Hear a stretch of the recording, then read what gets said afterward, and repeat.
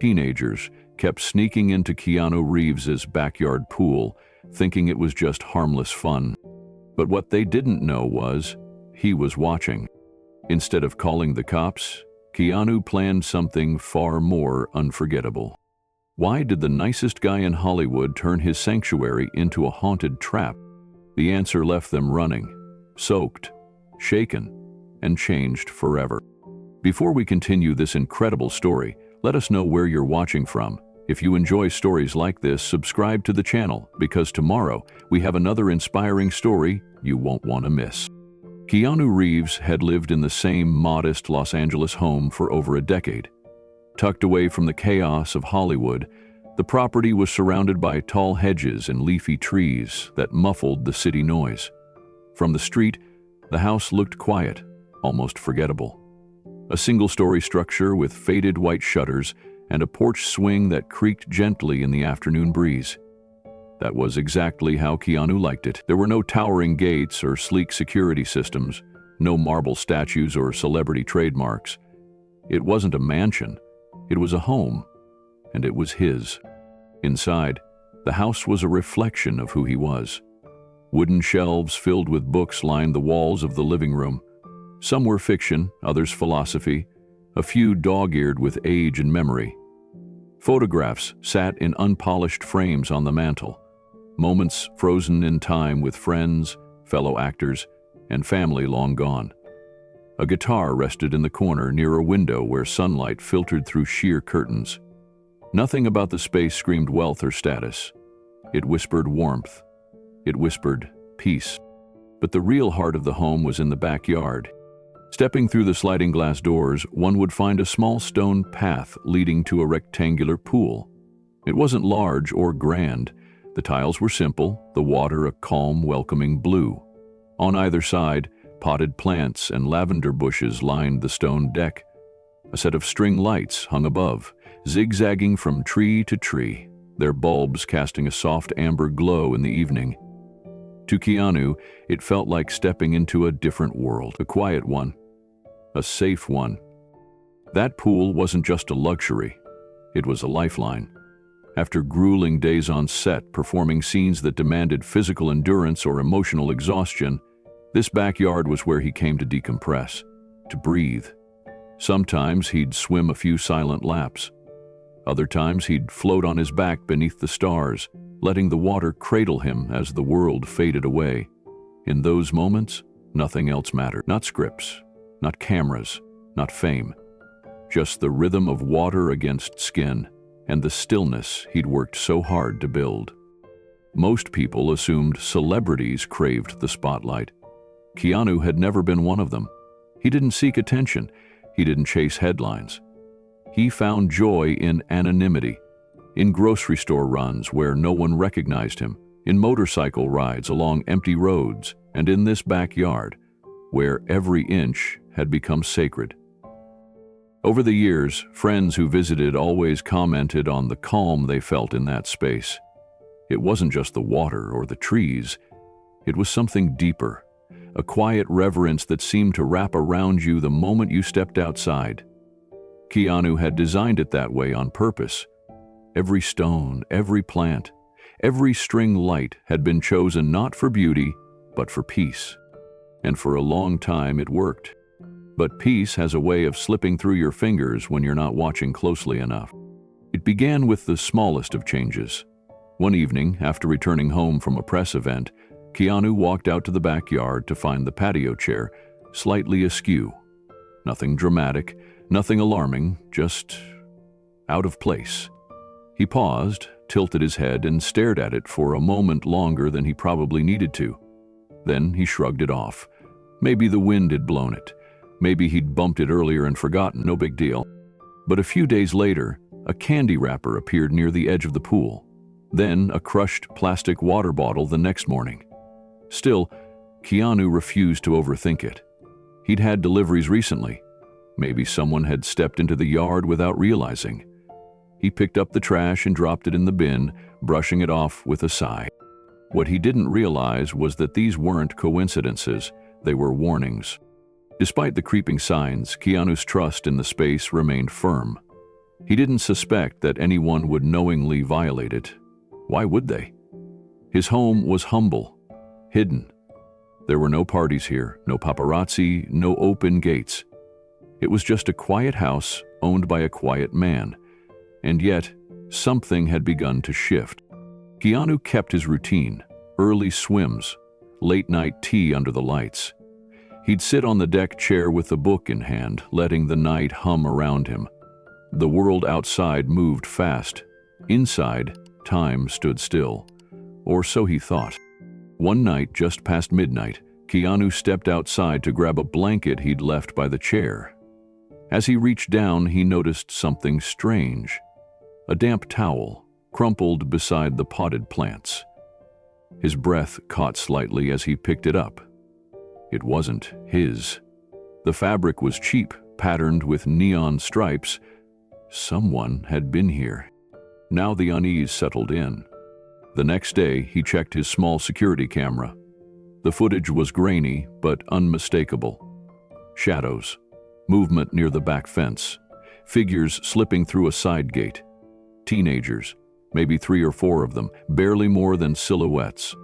They'd come sometime after midnight. They'd swum, laughed, lounged in his sanctuary like it was theirs. For a long moment, Keanu just stared at the footage. No sound, no color. Just images of kids trespassing in the one place he held most dear. He didn't feel anger, not yet. Just confusion and a sinking sense that something was being taken from him. Not the water, not the yard. Something quieter, something deeper. His peace. Keanu had always believed in boundaries, firm but kind. Throughout his life, he'd faced every kind of challenge: grief, loss, fame, loneliness. But through it all, he had carved out spaces where he could just be. No pressure, no spotlight. This backyard had become one of those places, and now it felt invaded. The next few days passed in a strange fog. He found himself looking out the window more often, half expecting to see someone darting past the trees. Every leaf rustle made him pause. The laughter of neighborhood kids carried differently now, sharper, closer. He didn't feel angry, not yet, just unsettled. Then came the writing. On the west-facing fence, in thick black marker, someone had scrawled the words, "Pool Party." The letters were crude, uneven, but bold, too bold to ignore. Keanu stood in front of it for a long time. The sun was just starting to set, casting long shadows across the grass. He reached out and touched the wood, feeling the rough grooves beneath his fingers. This wasn't an accident. This wasn't a misunderstanding. It was intentional. Keanu cleaned the graffiti himself that night, scrubbing until his arms ached and his fingers stung. He didn't want a crew or a team. He didn't want anyone else to see it. Because this wasn't about reputation. It was about something far more personal. Privacy, dignity, respect. He sat by the pool afterward, breathing in the warm air, trying to calm the swirl of thoughts in his head. He didn't understand why they'd chosen his home. Was it because they knew who he was? Did they think he wouldn't care? Or was it just random? Kids looking for fun and stumbling into the wrong yard. The questions lingered, unanswered. Still, Keanu wasn't ready to escalate. He printed polite signs that read, "Private property, please respect." He hung them by the fence and near the gate. No threats, no warnings, just a simple ask for consideration. He believed in second chances. He believed people could change. But deep down, something was shifting. The space didn't feel the same. His morning swims were cautious now, glances over his shoulder interrupting what used to be meditative moments. The string lights, once soft and comforting, now flickered like uneasy sentinels. He couldn't relax, not fully, not anymore. Keanu hoped the signs would be enough. He hoped the teens would see them and feel a flicker of guilt. Maybe they'd understand. Maybe they'd stop. But they didn't. And that was when everything started to unravel. The first clue came on a Wednesday morning just after sunrise. Keanu stepped outside, coffee mug in hand, hoping to ease into his usual quiet ritual. The sky was painted in soft oranges and purples, and the scent of lavender lingered from the bushes by the fence. But as he reached the edge of the pool, something made him stop. There were footprints, muddy, uneven, and unmistakably fresh. They trailed across the clean stone deck, zigzagging from the gate to the deep end of the pool. Whoever had left them had walked carelessly, dragging water and dirt across the tiles as if they owned the place. The marks were faint but still wet. Someone had been here, recently. Keanu crouched down, staring at them for a long time. The pool water was still, but there was a strange chill in the air that had nothing to do with the morning breeze. He followed the tracks with his eyes and noticed something else. A crumpled soda can, half crushed and resting against one of the potted plants. The brand wasn't one he ever bought. At first he tried to rationalize it. Maybe a landscaper had wandered too close to the pool. Maybe a delivery person stepped into the yard without thinking. He wanted to believe it was nothing, just a coincidence. But then he saw a candy wrapper wedged beneath one of the patio chairs, and another beneath the steps leading to the back door. Now, it wasn't just one thing, it was several. He cleaned it up, quickly, without saying a word, tossed the can in the recycling, the wrappers in the trash. Then he stood at the edge of the pool, looking out across the water. It glistened like it always did. Peaceful, serene. But beneath the surface, a tension was building. That night, he left the lights on, just in case. And around 2 in the morning, he heard something. It was faint at first, a distant rustling, like leaves being stepped on. Then a thud.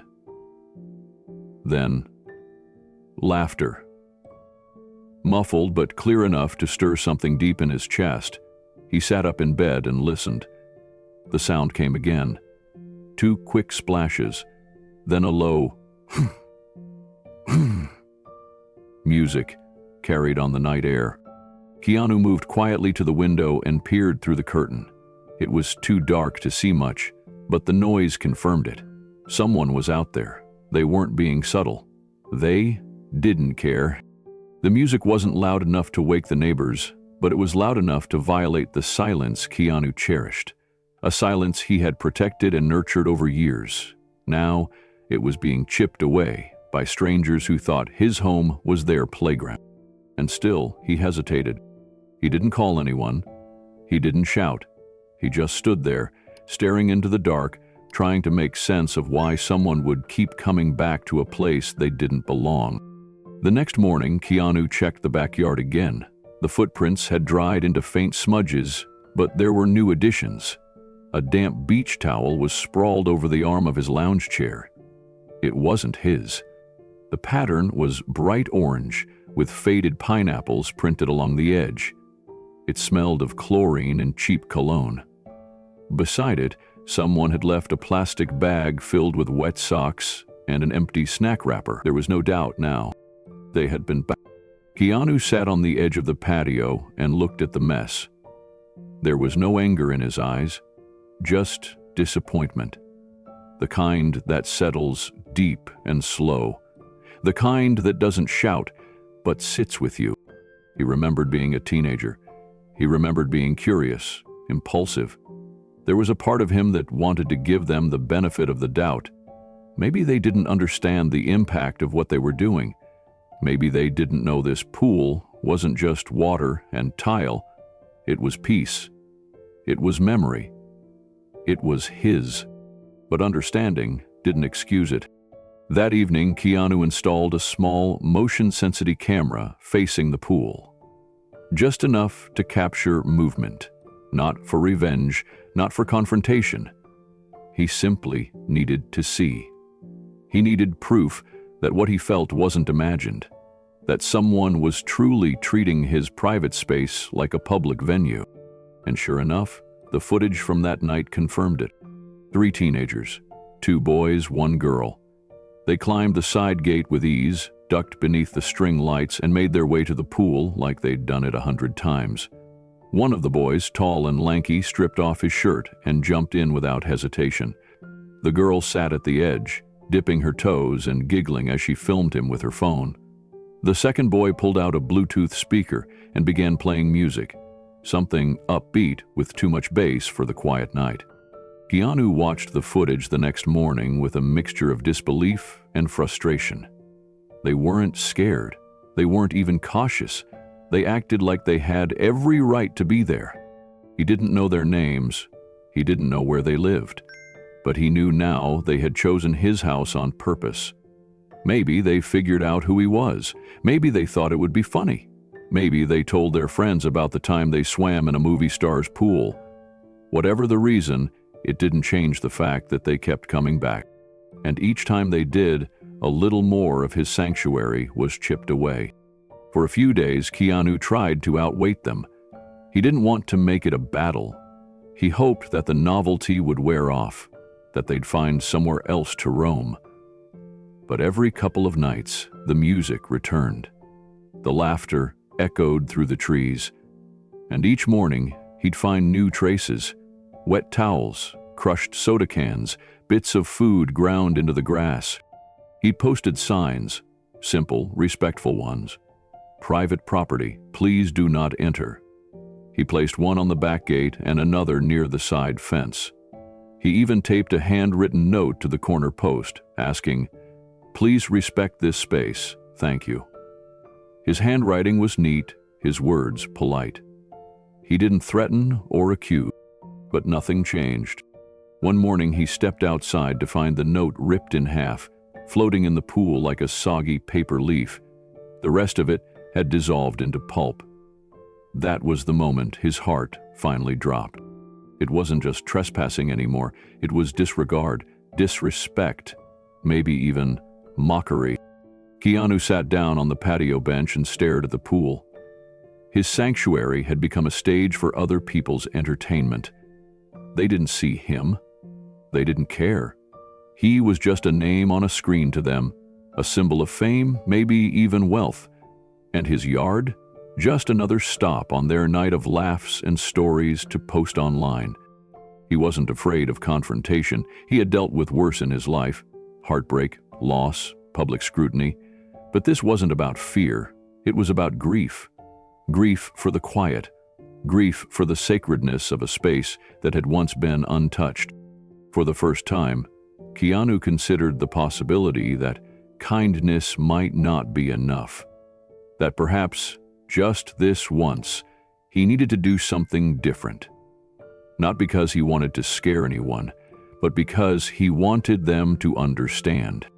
And then a thought took root. Not a dark one, not a violent one, but something playful, something mischievous. What if the next time they came, they found something waiting for them? Something that made them think twice before crossing another line. He stood up, walked to the fence, and looked at the broken note now drifting along the water's edge. He reached down, fished it out, and held it in his hand.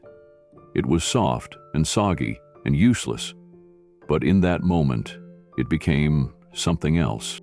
A spark. They had made his pool their playground. Maybe it was time to turn the game around. It was a Friday morning when Keanu first saw it. He had just returned from a dawn walk through the neighborhood, something he did on days when his thoughts felt heavy.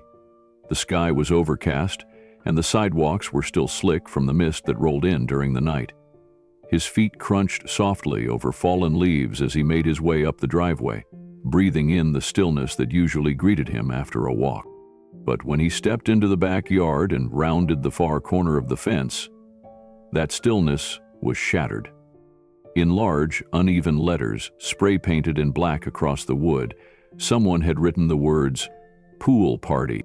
The paint was fresh. It dripped slightly down the wooden slats, still glossy from the early morning dew. The letters weren't small. They spanned across 5 fence panels, each character thick and wide, carved out with the kind of boldness only someone convinced they wouldn't get caught could carry. Keanu froze. Not out of fear, not even out of shock, but because in that moment, the message said more than the words themselves. It wasn't just a joke. It was a declaration, a claim. Someone had stood there in his private space and decided this fence, this symbol of separation, of privacy, meant nothing. They didn't just cross the line, they defaced it. He stood staring at the graffiti for a long time, the wind picking up behind him and rustling the branches overhead. The scent of lavender drifted faintly from the garden beds. But the peace he normally felt in this place was gone, replaced by something quieter, something harder to shake. Violation. Later that morning, Keanu gathered a bucket, some rags, and a set of brushes. He worked silently, scrubbing at the boards with firm, methodical strokes. It was slow work. The wood had absorbed the paint, and some of it wouldn't lift. He had to sand parts of the surface down to smooth away the worst of it. By midday, most of the letters were gone, replaced with pale patches and grooves that would take time to fade. But no matter how hard he scrubbed, the image stayed burned in his memory. That night he sat by the pool with a pen and notepad in his hand.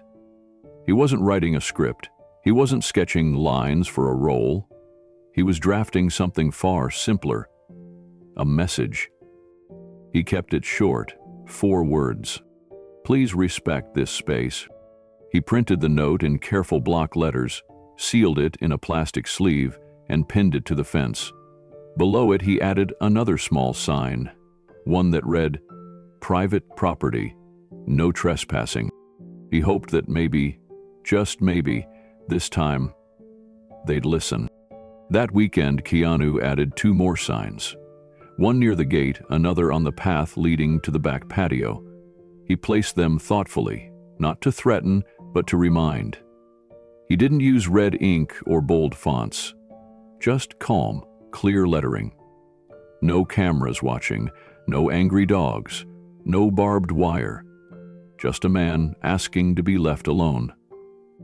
He watered the garden that afternoon and watched the droplets fall gently onto the lavender bushes. The day was quiet, the kind of stillness that made him feel like the world had paused just long enough for him to catch his breath. But beneath that stillness was something else. A weight. A thought that wouldn't go away. Why his house? There were other homes in the area, bigger ones, more luxurious, more isolated, but they had picked his, again and again. It wasn't hard to guess why. They probably knew who he was. That much seemed obvious now, and maybe they thought that being famous meant he wouldn't mind, that he wouldn't notice, or worse, that he didn't deserve to say no. It wasn't the fame that bothered him. It was the assumption that fame erased boundaries. Keanu leaned against the fence, eyes scanning the edge of the pool. In the fading light, the water glowed softly under the string lights. For years, that pool had been his place to think, to grieve, to heal. After long days, after funerals, after heartbreaks, it had been there when everything else felt loud and cruel.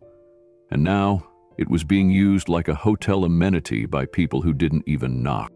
He closed his eyes and let his thoughts drift.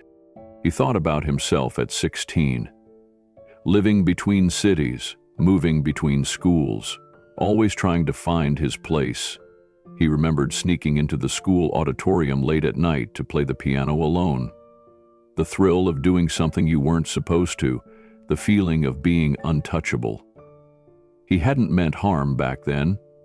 He had just been searching for something that felt like freedom. And maybe these kids were too. Maybe they weren't trying to hurt him. Maybe they were just trying to feel alive.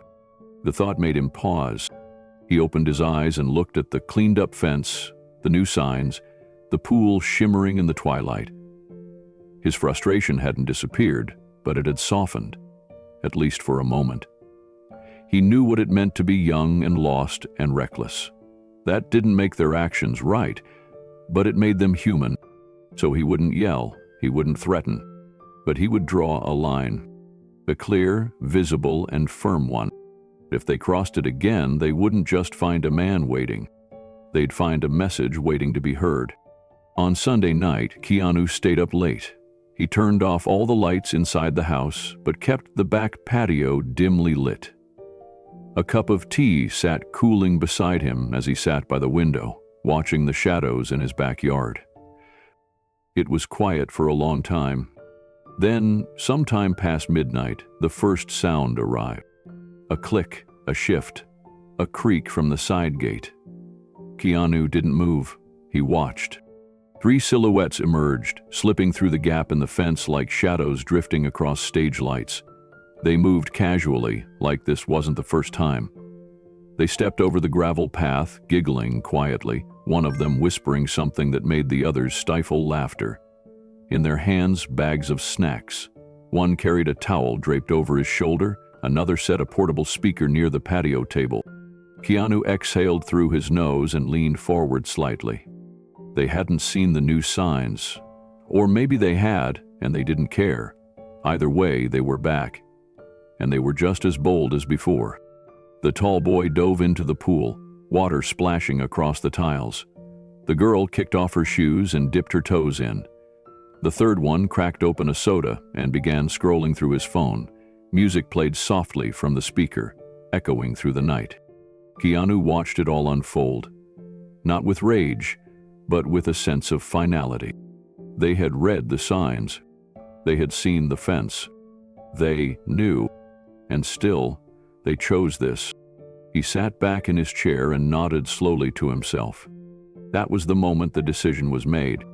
The next morning, Keanu drove across town to a specialty shop that catered to stage and event designers. He asked quiet questions. He browsed shelves filled with fog machines, LED pool lights, motion sensors. He picked up small speakers, waterproof projectors, scent emitters. He paid in cash. He spent the next 2 days working in silence, moving like a man with a mission. The backyard became a canvas for something new, not a party, not a punishment, a lesson. He installed a timer beneath the string lights and mounted a few small cameras along the fence. He tested a fog machine near the bushes. He arranged sensors so that any movement past the gate would trigger a silent chain reaction. By Wednesday, the yard was finished. The pool looked the same on the surface, still, blue, and inviting. But beneath the stillness, something else waited. Something unexpected, something unforgettable.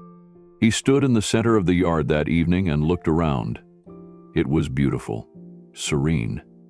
But now, it held a secret. A new kind of silence, not born of peace, but of purpose. The following Friday, Keanu returned home from a long day on set. He was tired, not the kind of tired that sleep could cure, but the deep weariness that came from emotional depletion.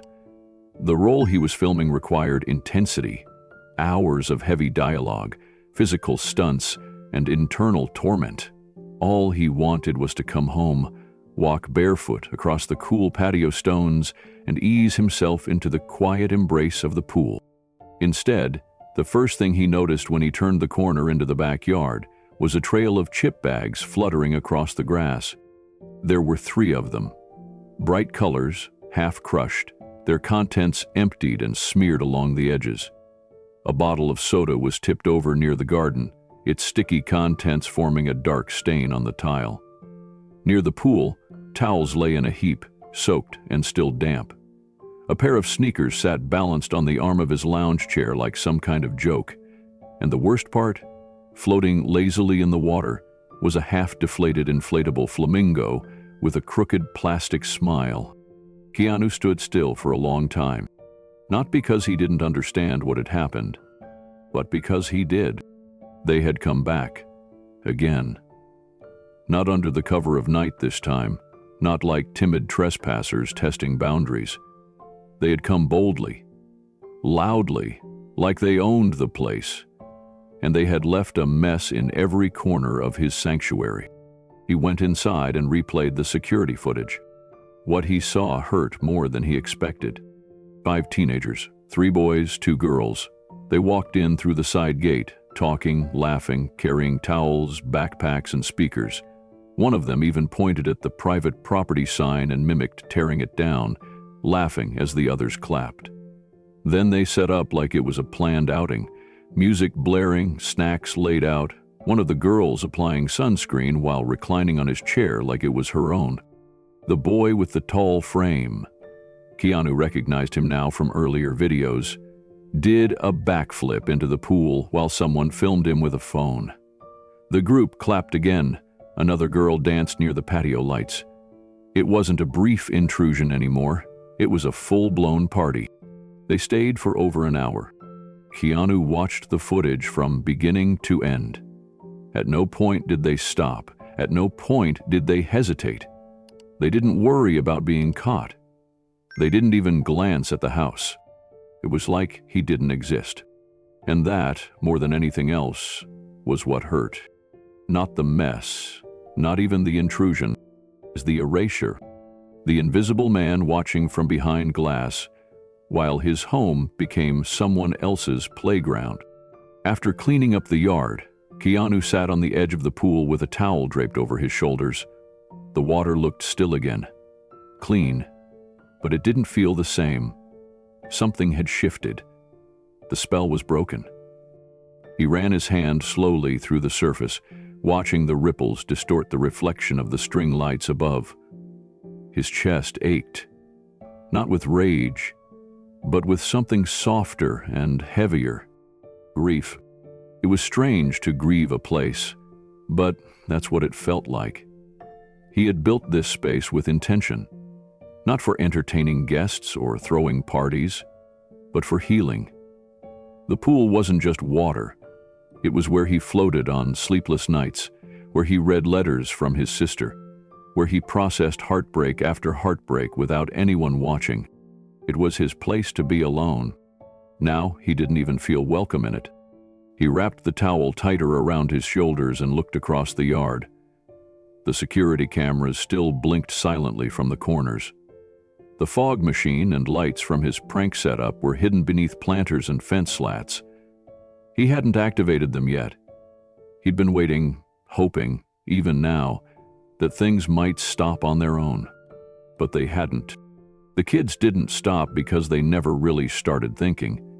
They saw a pool and assumed it was theirs for the taking. They saw Keanu Reeves and assumed he wouldn't mind. That was what ate at him. The way his name turned him into a symbol instead of a person. People always said he was the kind one, the humble one, the guy who took the subway, who gave up his seat, who stopped for strangers on the street. He was proud of that. He tried to live it every day. But lately, he wondered if that kindness had been misunderstood, not appreciated, exploited. He didn't want to believe it. He wanted to believe people could understand quiet boundaries, that a request for privacy could be respected without force. But the last few weeks had shown him otherwise. He got up slowly and walked toward the fence where the graffiti had once been. His fingers touched the patched wood, smoothed down now after hours of sanding and cleaning. But he could still see the word, if he squinted, pool party, like a stain that wouldn't wash out. And in the center of it all stood this contradiction he couldn't shake. He had spent years trying to be invisible in plain sight. Now, even in his own yard, he couldn't disappear. His fame had turned his sanctuary into someone else's story, and he hadn't even been asked. That night, for the first time in months, Keanu didn't swim. He locked the gate. He turned off the lights, and he sat alone inside, wondering if kindness without limits had become a permission slip for disrespect. By Monday, the story had spread beyond his backyard. Not in the press, not on the news, but among the kids. Keanu didn't need a trending hashtag or viral video to know. He could hear it in the way they moved. That evening, while watering the garden near his side fence, he caught the sound of footsteps outside the property. Whispering, then laughter, then one voice louder than the rest. "I told you it's real. That's his house. He didn't even stop us." Keanu stayed still, silent behind the row of sunflowers. He didn't respond. He didn't confront. He just listened. Another voice piped up. "We should go again this weekend. Bring more people." The sound faded as the kids moved down the street, but it echoed inside him long after they were gone. They weren't just coming back, they were spreading the word. His yard, his home, it was becoming a destination, a dare, a game. And that was when something inside him finally shifted. He wasn't angry. He didn't want revenge, but he could no longer pretend this was just youthful curiosity. It had become disregard. And he had spent enough of his life being quiet when he should have spoken up. This wasn't just about him anymore. It was about the idea that anyone could walk into another person's life and take what wasn't theirs simply because they wanted to, because they thought they could get away with it. He went inside and poured himself a glass of water. Then he opened the drawer where he kept the small black remote, the one that activated the sequence. He stared at it for a moment. The prank wasn't designed to humiliate. It wasn't cruel. Every piece of it had been built with intention, harmless, theatrical, and unforgettable. It wouldn't hurt them, but it would stop them. Or at the very least, make them think. He turned the remote over in his hand. There was still time to change his mind. Still time to hope they'd get the message. From the signs, the notes, the locked gate. But the footage played again in his head. The backflips, the loud music, the soda bottles tossed into the bushes. The graffiti, the voice that said, "He didn't even stop us." Keanu pressed the button. Lights flickered across the edge of the pool. The fog machine hissed faintly under the planter. The sound system in the bushes whispered its first eerie tone. And for the first time in weeks, Keanu allowed himself to smile. Because now, if they crossed the line again, they'd finally understand that even the kindest man has his limits. It happened on a Thursday night just after 10. The house was quiet. Keanu sat in his study with the lights off, sipping lukewarm tea and listening to the faint hum of cicadas outside. A soft breeze carried through the open window. He hadn't turned on any music. He didn't need background noise tonight. He wanted to hear everything. And sure enough, he did. The sound of footsteps, quick, light, moving along the side of the house. Then the metal creak of the gate opening, followed by a quiet series of shushing voices. They were back. Keanu stood slowly and walked to the hallway. He didn't rush. He didn't grab his phone or yell through the door. He moved with the same calm that had defined him all his life. But inside, his thoughts were steady and focused. Tonight, he was ready. He stopped by the living room and turned off the porch light to deepen the shadows in the yard. Then he stepped into the kitchen and cracked the back door open just a sliver. From there, he had a perfect line of sight to the pool. They came in pairs, 6 of them this time. 3 boys and 3 girls, all teenagers, maybe 16 or 17. They were loud in that oblivious way only teenagers could be, confident in their invisibility, certain the world would forgive their trespass because it was all in good fun. The tall boy from before, Keanu now knew his name was Jake from hearing the others shout it, cannonballed into the pool with a yell. The splash echoed off the fence. One of the girls let out a scream and laughed, holding up her phone as she recorded it. Another boy dragged the portable speaker closer to the pool and turned the volume up. A pop song boomed across the yard, shattering what had once been silence. Keanu stayed in the shadows, watching through the narrow crack in the door. They weren't mean, that much was clear. They weren't mocking him, at least not openly. They were just unaware, careless, oblivious to the fact that this place wasn't a stage built for their amusement, that it belonged to someone who had asked more than once for peace. The teens swam, posed for pictures, and tossed chips to each other. One girl stretched out on the lounge chair and waved her phone in the air, yelling something about tagging her location. The words "Keanu's pool" floated into the night air. And that was when it hit him. This wasn't a prank anymore. It was a trend. And unless he did something, it wouldn't stop. Keanu let the back door drift quietly shut. He stood there for a moment, his hand on the frame, staring at the floor. His breath was calm, but his chest felt heavy. He didn't hate them, not even a little. That was the strange part. He saw himself in them, or at least in who he used to be. When Keanu was 17, he and a couple of friends once sneaked onto a neighbor's rooftop just to watch a meteor shower. They brought sodas and sandwiches and sat under the sky until 2 a.m, feeling like kings of the world. When the neighbor came home early and found them up there, he didn't yell. He didn't call the cops. He just stood at the base of the ladder and said, calmly, "Come down, boys, not your roof." Keanu never forgot that. The embarrassment, the guilt, the way that man had shown restraint instead of fury. Now he understood what that neighbor must have felt. That delicate balance between annoyance and understanding, wanting to protect something that mattered deeply without crushing the joy of people too young to know better. But this was different.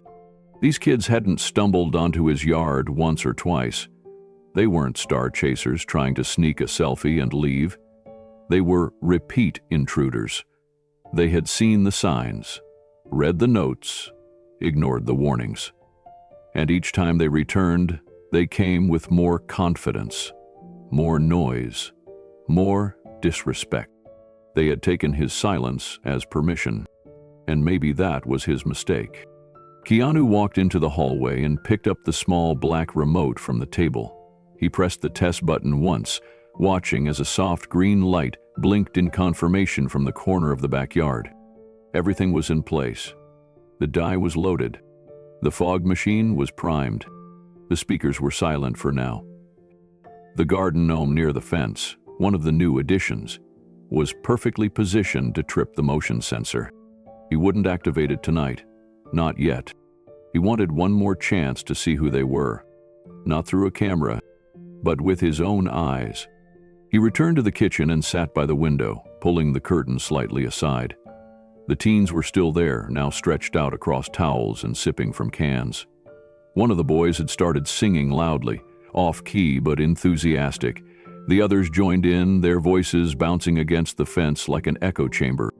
Keanu watched it all, expression unreadable. Then he whispered to himself, almost gently, "This has to stop." The group stayed for nearly 2 hours. As the night deepened, their energy mellowed. The music stayed on, but softer now. 2 of the girls dipped their feet in the pool, chatting quietly. The boys tossed a frisbee back and forth across the lawn. There was no tension, no urgency. They acted like they belonged there, like this backyard was an open park built just for them. And it was that comfort, their total lack of awareness, that unsettled Keanu the most. He didn't want to scare them senseless, but they needed to know, not just that they were crossing a line, but why the line mattered in the first place. He stood slowly and went to the far window, the one that looked over the length of the property. The pool shimmered beneath the string lights, just like always. It still looked beautiful, still looked inviting, but to him, it now felt hollow. The peace that once wrapped around that water like a blanket was gone. And it wouldn't come back on its own. When the kids finally left, laughing, dripping wet, leaving towels and snack wrappers in their wake, Keanu didn't step outside. He didn't call after them or demand they clean up. He just watched. And when the last pair of sneakers disappeared over the fence, he turned from the window and walked to his notebook. He flipped open to a clean page.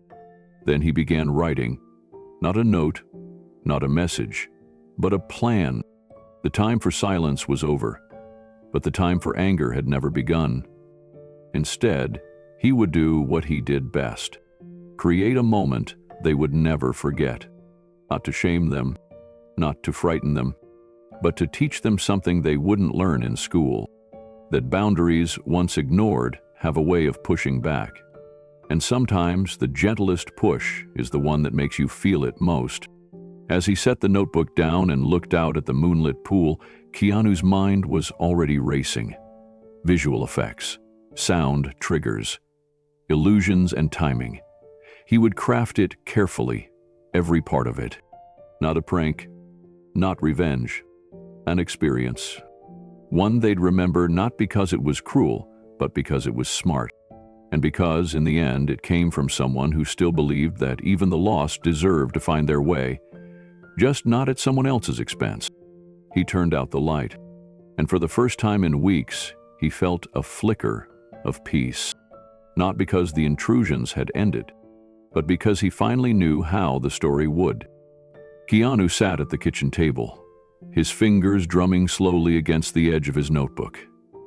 The house was quiet. Outside, the last echoes of the teenagers' laughter had long faded, but their presence still lingered like a fingerprint on glass. The towel they had left behind was still damp on the patio, and the music they'd played seemed to reverberate in his memory, no matter how much he tried to push it away. But tonight, his thoughts were different. Not bitter, not resentful. They were curious. What made them come back, again and again? Was it just the thrill of breaking the rules, the novelty of trespassing on a celebrity's property? Or was it something else? Did they even know it belonged to him? And if they did, was that the whole point? Keanu looked down at the page and drew a single box in the middle. Then, inside it, he wrote the word, silence. That's what had been broken. That's what he wanted to restore. But he wouldn't do it with a locked gate or threats. He had tried kindness. He had tried boundaries. Now, he'd try something different. He began to sketch. Not drawings, just ideas, scattered in quick lines of ink. Fog machine, or glow dye, motion-activated lights, sprinklers, sound. He wasn't planning a confrontation. He was crafting an experience, a moment, one that would disorient and surprise, one that would stick. Because sometimes the most powerful lessons came not from being yelled at, but from being made to feel something unexpected. A bit of fear, a bit of awe, and maybe a little respect. He drew arrows pointing between the words. Fog when they enter, dye in the water, speakers hidden in planters, be lights under the pool. He imagined their faces, walking into the backyard thinking it would be like before, laughing, dropping their bags, setting up their speaker, and then, one by one, everything changing. The pool glowing green like toxic waste, the sprinklers suddenly erupting, fog rolling low and thick, whispers in the dark surrounding them. It would feel like a scene from a movie. He almost smiled at the irony. He spent decades creating stories that made people feel something on the screen. Now, he would use that same instinct here, not to entertain, but to enlighten, not to punish, but to teach. Because as much as they had overstepped, he still didn't want to break them. He wanted to wake them up, and maybe even give them a story worth telling, one that didn't begin with breaking in, but with learning what happens when the space you take isn't yours to own. He wrote one final note across the bottom of the page. Not revenge, not anger, just a mirror. The next morning, Keanu began making calls. Not to the police, not to lawyers, to suppliers. He started with a small theatrical supply shop in Burbank that specialized in stage effects. He remembered the name from a set he'd worked on years ago. The owner picked up on the second ring, and Keanu explained, briefly, politely, that he needed a fog machine, preferably two, that worked silently and could run off a remote timer. The owner asked no questions. By noon, Keanu had a box of equipment on his front step. From there, things picked up speed. He browsed online for waterproof LED lights, not just the kind you float in the pool, but the kind that shift color based on timers and motion. He chose green, not soft or pastel. Neon green, the kind of hue that looked unnatural, almost radioactive. He added underwater reflectors, fog dispersal tubes, motion skimmered sprinklers that could be programmed to hit certain zones. Then came the speakers. Keanu ordered 4 compact weatherproof units. He didn't need loud music. He needed subtle sound, carefully placed, programmed to release a sequence of low tones, whispers, faint footsteps. Just enough to confuse, just enough to unnerve. He created a diagram of his yard. The pool at the center, fog machines near the fence, sprinklers hidden in the flower beds, lights installed under the rim of the pool, speakers behind planters and under the lounge chairs. Each one mapped with care. He wrote a schedule. Entry: Trigger 1, lights. Trigger 2, sprinklers. Trigger 3, fog. Trigger 4, sound. The idea wasn't to scare them into trauma. It was to make them question everything around them. To make them feel, for once, what he had felt all these nights. The confusion, the loss of control, the disconnection from something sacred. He tested each element over the next 2 days. At dusk, he turned on the pool lights. The water shimmered a sickly green. Paired with the dusk sky, it looked unnatural, like something out of a laboratory. The surface moved like liquid glass, alien and still. He walked the fence and checked the fog machines.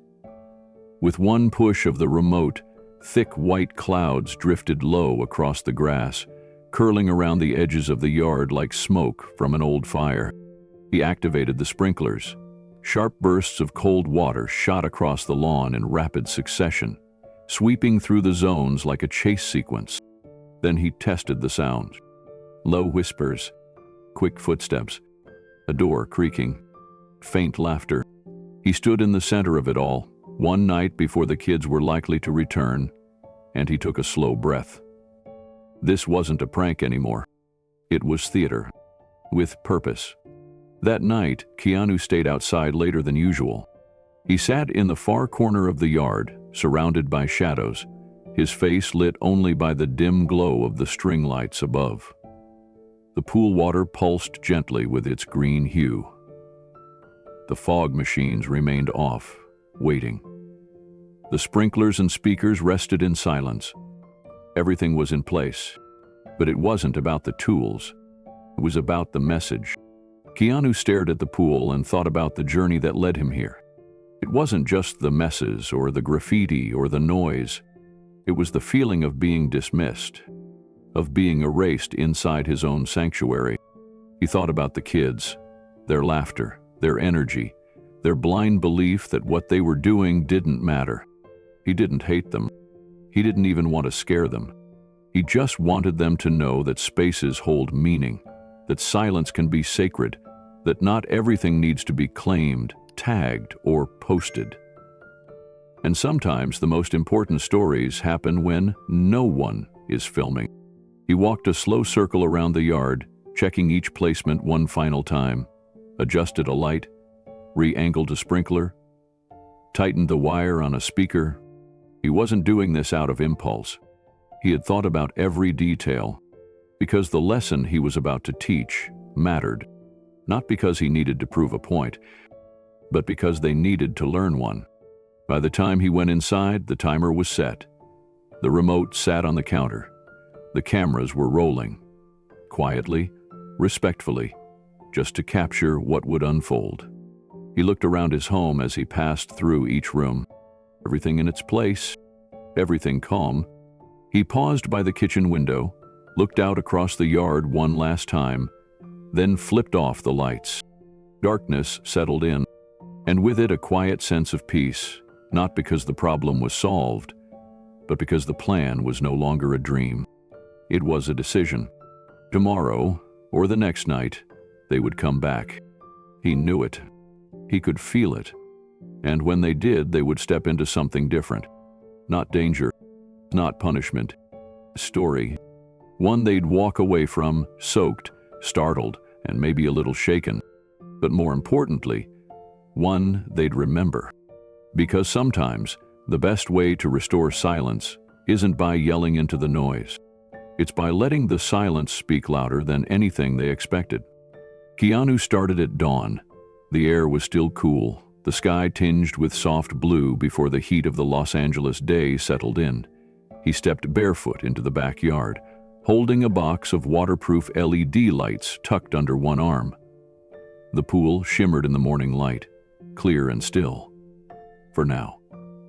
He set the lights down on the edge of the deck and knelt beside them.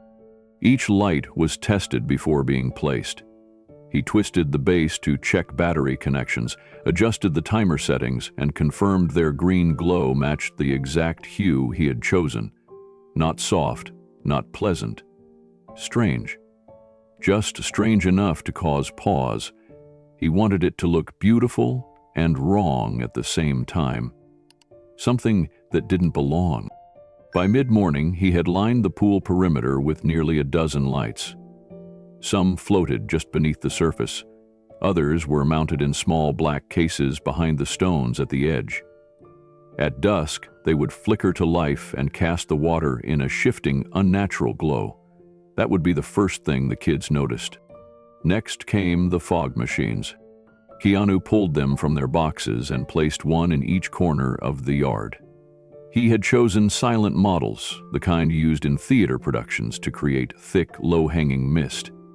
He placed one behind the hedge line near the back gate and another just under a patio bench. The third he hid between two large ceramic planters, positioning it to spray across the walking path toward the pool. He connected the machines to a battery power source and ran thin tubing through the garden beds to keep everything hidden. The goal wasn't just to fill the yard with fog. It was to make the fog feel like it was rolling in naturally, creeping through the ground as if summoned. The sprinklers came next. Motion-activated, low-pressure models with sharp directional spray. He installed 6 of them around the yard in a crescent pattern, one at each entry point, 2 facing the pool, and another angled toward the lounge chairs. He adjusted the sensitivity on each unit, fine-tuning the distance. The moment someone walked too far past the planters, they'd be met with an unpredictable burst of cold water. Not painful, just startling. As he worked, Keanu kept glancing at the fence. The sun had bleached the spot where the graffiti once marked the wood. It was faint now, almost gone, but he could still see it. Pool party. He tightened one of the sprinkler mounts a little harder than he meant to. Then he stepped back and took a breath. He wasn't building a trap. He was creating a message. A kind one, a firm one, but a message all the same. By late afternoon, Keanu moved on to the speakers. This was the part that required the most finesse. The sounds had to be subtle. Too much, and the illusion would break. Too little, and they'd miss it entirely. He had carefully selected a playlist of audio cues: creaking wood, whispering voices, faint footsteps, distant laughter, and wind. Not storm wind, but the kind that sounds like it's weaving through trees on a cold night. He placed the first speaker under the chase lounge by the pool. The second was hidden in a flower bed along the fence. The third he tucked into a hollow section behind a bird feeder that hadn't attracted birds in years. The last speaker was installed in a ceramic turtle statue that sat quietly in the corner of the yard, a gift from a neighbor who had moved away. Keanu had always thought it looked a little too lifelike. Now, it finally had a purpose. He ran wiring discreetly through the garden, securing everything with clips and stakes so it wouldn't shift if someone stepped too close. He tested the timing and layering of the sounds. A soft creak, then silence, then the sound of footsteps on wet stone, followed by another whisper. The sounds never played all at once. They danced, they moved, they unsettled. Keanu watched the yard as the soundscape came to life for the first time. The fog hadn't even started, but something about the place already felt different. Less like a backyard. More like a forgotten corner of a dream. He installed 3 cameras last. One was already mounted near the side gate. He added 2 more, one in the tree above the patio and one hidden behind a decorative wall sconce that no longer worked. These weren't for exposure. He didn't plan to post the footage. He just wanted to see the moment their confidence cracked. The moment they realized this wasn't their space. It had never been.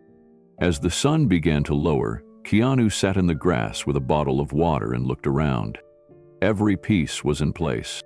Lights, fog, sprinklers, sound. It was a strange feeling, satisfaction mixed with sadness. He didn't like that it had come to this. But he also knew he couldn't ignore it anymore. They needed to feel something real. And maybe, just maybe, that feeling would become a seed they carried forward. He leaned back, hands behind his head, and let his thoughts drift. Would they run? Would they laugh? Would they even understand what he was trying to say? Maybe not right away, but someday they might. And if they did, he'd consider it worth every wire, every light, and every careful decision made beneath this sky. The final check came just after dark. Keanu walked slowly along the perimeter of the yard, inspecting every detail by the glow of a flashlight. The lights were ready to trigger as soon as someone crossed the central path. The fog machines were armed and primed. The sound system hummed quietly in standby mode. The sprinklers sat in wait, aimed and angled with precision. Everything was silent, everything still. He crouched near the fence and adjusted the timing control on the garden sprinkler one last time. Then he stood up, brushed the dirt from his knees, and took a slow look around. The backyard didn't look haunted. It looked like it always had. Beautiful, inviting, peaceful. That was the point. The shift wouldn't come until they stepped into it. And when they did, nothing would feel the same.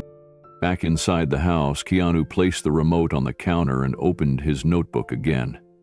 He flipped back to the first sketch, the messy cluster of words from the night when the idea had first formed. He added one more line beneath the others. Let the silence teach. Then he closed the book. He didn't know if the kids would return that night or the next, but he knew they would come. Their pattern had become predictable, and when they did, he would be ready. Not with confrontation, not with blame, with truth. A living, breathing truth built from fog and sound and light. He poured himself a cup of tea and sat by the window. The backyard glowed softly in the dark, a canvas waiting for its story to unfold. He imagined their footsteps, their voices, their shock. And maybe, just maybe, the moment one of them would pause and realize this wasn't just a prank. It was a mirror. A reflection of what they'd been doing, of what they had taken, and what they could learn if they were willing to stop and feel it. He didn't expect perfection. He didn't expect apologies. But he did expect a shift, a moment. And sometimes, one moment was all it took to change the way someone moved through the world. As the clock ticked past midnight, Keanu leaned back in his chair and let the quiet return. Outside, the haunted pool waited, not to punish, not to frighten, but to speak, softly, clearly, and maybe for the first time, loud enough to be heard. Saturday night settled over Los Angeles like a warm blanket, thick with the buzz of traffic, music from distant house parties, and the occasional bark of a restless dog. But on Keanu Street, everything was quiet. The homes were dark, the windows shuttered. The only light came from the soft amber glow of street lamps and the silver wash of the moon as it hovered low over the rooftops. Inside his house, Keanu waited. The living room lights were off. A single lamp flickered in the hallway. The remote sat on the coffee table, untouched. The cameras were already rolling, capturing every angle in crisp detail. Then, right on schedule, he heard it. The side gate creaked open with the same hesitant rhythm he had memorized from the recordings. Shoes scuffed against the gravel path. Laughter, low and confident, rolled through the air. Bags rustled. A can cracked open with a pop. They were back. This time there were 6 of them. Jake led the way, phone in hand, flashlight on low. Behind him, Mia whispered something and laughed, tossing her backpack onto the ground like she'd done it 100 times before. The others followed, teenagers wrapped in the illusion of invincibility. "Pool's still warm," Jake called out in a hushed voice, leaning over to run his hand through the surface. Like he even noticed we were here last time, another boy muttered, shrugging off his hoodie. I think he saw us, Mia replied, only half serious. But I think he didn't care. That was when Jake stood up, backed up a few steps, and without warning ran forward and cannonballed into the water. The splash echoed across the yard. The water rose, curled outward, and fell in sheets against the stone tiles. And then, everything changed. Jake resurfaced and looked at his hands. "What the?" he said, blinking. They were glowing. Not softly, not faintly.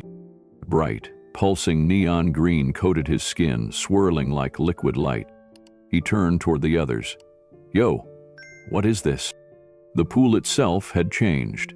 The soft blue had been replaced by a strange alien glow that shimmered across the surface like something alive. The light reflected on their faces, casting long, eerie shadows across the deck. "Is that glowing?" one girl whispered. "No way," said another. "That's not normal." Then the sprinklers activated. A sharp hiss. Jets of cold water burst from the garden, striking one boy squarely in the chest. Another sprinkler came alive near the fence, spraying across the group in quick, unpredictable bursts. Screams, real ones now, replaced the laughter. "What the heck?" Mia shrieked, trying to duck beneath the spray. They scrambled back, slipping on towels, colliding with patio chairs. And then, without warning, the fog rolled in. The fog was thick, low, and fast. It crept in from the corners of the yard, coiling around their legs, wrapping around furniture, swallowing the space in slow, white waves. Visibility dropped almost instantly. Jake scrambled out of the pool, dripping and shivering. His arms and neck still glowed faintly in the dim light. He wiped at them with a towel, but the green sheen clung to his skin like paint. He opened his mouth to say something, but froze as a whisper curled through the fog. "Who's there?" the voice asked, low and distant. The teens turned, wide-eyed. "Did you hear that?" one of the boys whispered. Another whisper followed. A creaking door, footsteps on stone, faint breathing, slow and rhythmic, as if someone stood just behind them. "I'm done. I'm out," one girl muttered, spinning in circles to find the path back. But the fog had warped the space. Everything looked the same. The shapes were distorted. The pool lights flickered beneath the fog, throwing shadows onto the mist, making it look like figures were moving where no one stood. One sprinkler fired again, catching another girl across the back. She screamed. "This isn't funny," Mia called out. "Jake, what is this?" But Jake didn't answer. He was crouched beside the pool, staring at his phone, trying to get a signal. The screen flickered. The touch response lagged. Another sound. A door creaking again. Then, soft, deliberate footsteps. Closer now. Someone was walking in the fog. Or so it sounded. "Is that him?" one of the boys whispered. "Keanu?" another asked. But there was no answer. Only another hiss from a sprinkler. Another low whisper. A laugh. Quiet, distant, and unplaceable. They bunched together instinctively, shoulder to shoulder now, backs to the center of the yard. A loud thud came from near the fence. One of the boys spun around and shouted. What was that? He had tripped over the garden gnome, planted strategically in the darkness. He fell hard, crashing onto the damp stones. His yelp of pain echoed. "Something grabbed me," he cried, though nothing had. The panic became tangible now. Real. "Let's go," Jake shouted, finally standing. But the fog thickened. They couldn't see the gate. They couldn't find their bags. Another sound burst from the speakers. This time, a sharp wind, followed by whispers layered on top of one another, like 5 voices speaking at once. "I don't like this," Mia said, trembling. The group stumbled forward as one, clutching arms and shoulders, slipping and crashing over patio furniture, bumping into planter boxes, their laughter long gone now. Just breath, just fear. And still, The glowing pool shimmered behind them. Silent, patient. When they finally reached the side gate, it took them several frantic seconds to get it open. One of the boys fumbled with the latch, hands slippery from the mist and pool water. Another pushed against the wood with both arms, as if brute force would save them faster. The gate gave way, and they poured through it, soaked, panting, and disoriented. Out on the sidewalk, they collapsed onto the curb, their clothes clinging to their bodies, their eyes wide with adrenaline. None of them spoke at first. The only sounds were coughing, gasping, and the distant bark of a dog 3 houses away. Jake sat down last, clutching his phone with both hands, blinking rapidly as if trying to convince himself it wasn't still glowing. Mia pulled her knees to her chest and stared back at the yard. The fence stood silent in the moonlight. The fog, already dissipating, curled above the bushes like smoke after a fire. "What just happened?" someone whispered. No one answered. They sat in silence for another full minute. Then Jake finally spoke. "That wasn't just some pool prank. That was..." He trailed off. He didn't finish the sentence, because he didn't know how. Mia looked at her hands, then at the faint green stain on her ankle. It didn't hurt. It wasn't permanent, but it felt like something that wouldn't wash off quickly. One of the girls stood up and backed away from the house, still looking at the fence. "I don't ever want to go back there," she muttered. "Me neither," another said. Jake stayed quiet. His heart was still pounding, not from fear, not really, but from the realization that this wasn't about getting caught. This was about being seen, being felt, being reminded that they had crossed into something they didn't understand. They had turned someone's private world into a playground, and tonight the playground had answered back. "Do you think he did all that?" Mia asked softly. Jake nodded slowly. "Yeah," he said, "I do." They began to collect their things, what little they had brought with them. A backpack, a pair of shoes, a towel half soaked with sprinkler water. No one wanted to go back inside the yard to retrieve anything else. As they walked away, the street grew quiet again. The gate drifted slowly closed behind them. And in the house, Keanu watched the camera feeds, his expression calm. He didn't laugh. He didn't smile. He just leaned back in his chair and exhaled, not in triumph, but in relief. They had felt it, and maybe, just maybe, that feeling would stay with them longer than any punishment ever could. The moment Jake hit the side gate, he thought they were in the clear. His heart was pounding, his chest tight from sprinting across the fog-soaked yard.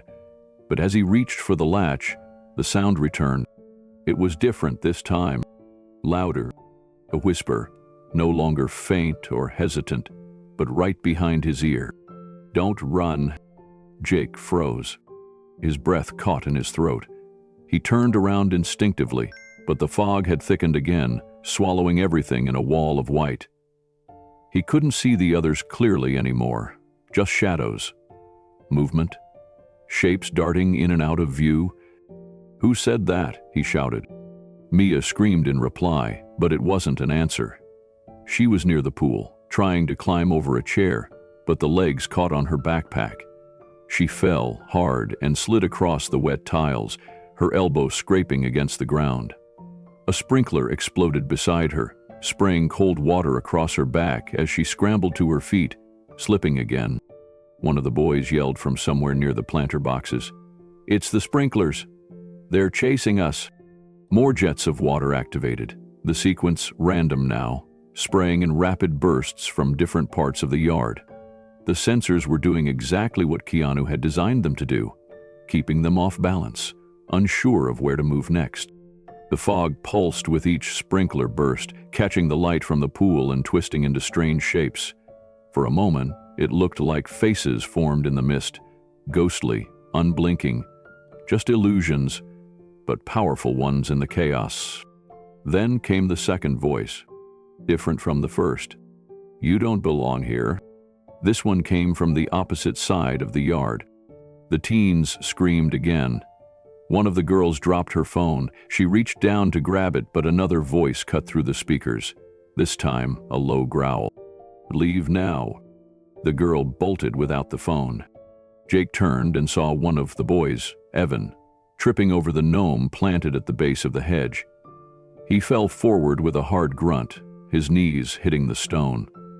The gnome, slightly weighted at the bottom, tipped and cracked as it fell against the planter beside it, releasing a loud thud like something breaking. Evan yelped. "Something grabbed my leg." "No, it didn't," another shouted. "It's a trap." "Just run!" Mia screamed again, now breathless. More fog rolled in. Another light flickered. A new sound joined the chaos. Distant music, like an old waltz playing through a broken radio. It slowed and warped, melting into static. They were all moving now, but not together. Panic had separated them. Jake tried to grab Mia's hand, but she was already stumbling toward the fence on her own. One of the other boys slammed into a chair and sent it flying across the stones. It clattered and bounced, narrowly missing another sprinkler head. The whole yard had become a maze, a trap of their own making.